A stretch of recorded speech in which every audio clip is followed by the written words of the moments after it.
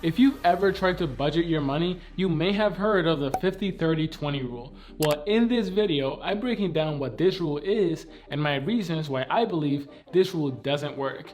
Let's go.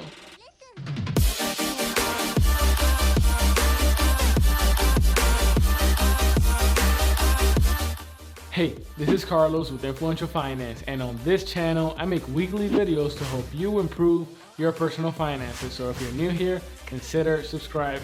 Today, I'm breaking down the 50-30-20 rule and why you shouldn't follow it. This is one of those personal finance tips that you may have heard of and looks good on paper, but it's not actually very practical. So let's get started. Let's first break down what the 50-30-20 rule is. The 50-30-20 rule is a budgeting rule that is supposed to help you allocate your income in your budget. According to this rule, you should break down your monthly after-tax income into the following categories. 50% should go to your needs. Your needs include things such as housing, food, utilities, and other necessities. Basically, anything you absolutely need to get through the month. 30% of your monthly income should go to your wants. In general, your wants will include things like entertainment, monthly subscriptions, eating out, things like that. Sometimes it can be tough to distinguish between your wants and your needs. Something that is a need for you may be a want for someone else. Lastly, this rule also says that 20% of your monthly income should go to savings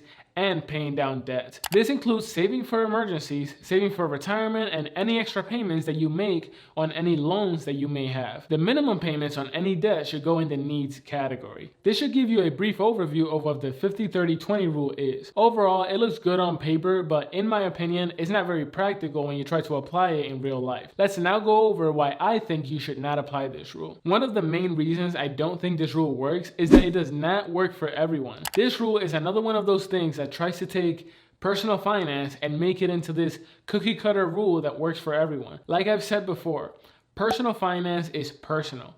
Therefore, you can't just take one rule and try to apply it across the board to everyone. Everyone's life is different, everyone has different expenses, and everyone is in a different financial position. When budgeting, your budget will be different than everyone else's budget. Your budget will be different than your friends, your neighbors, your coworkers, and your family members. Your budget will not only reflect your lifestyle, but it will also reflect your financial goals. Are you currently saving up for a home or saving up for a new car?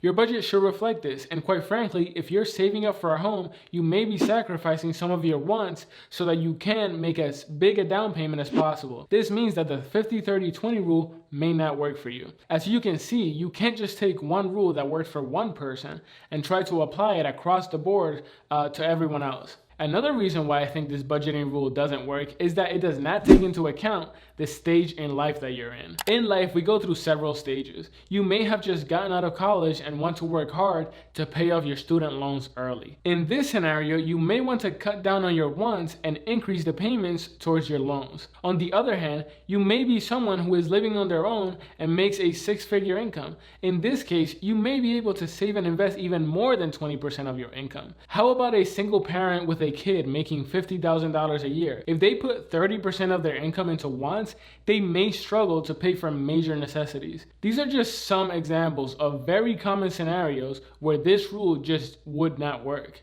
Personally, I save and invest more than 20% of my monthly income. So if I was to follow this rule, I'd have way less money. I absolutely hate rules like this because all they do is discourage people from actually budgeting their money. There are people who try to be responsible and start budgeting their money, then come across a rule like this that then discourages them from continuing with their budget because the rule just didn't work for them. In the end, you want to make sure that you have a budget that reflects your lifestyle and that incorporates your financial goals. Not some random person's allocation for their budget that you came across online. If you want to start budgeting and take control of your money, I highly recommend YNAB.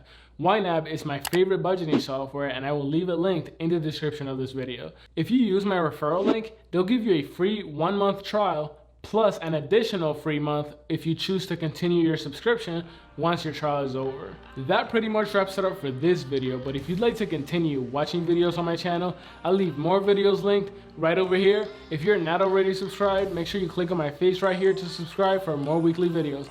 That's been it. I'll see you in the next one.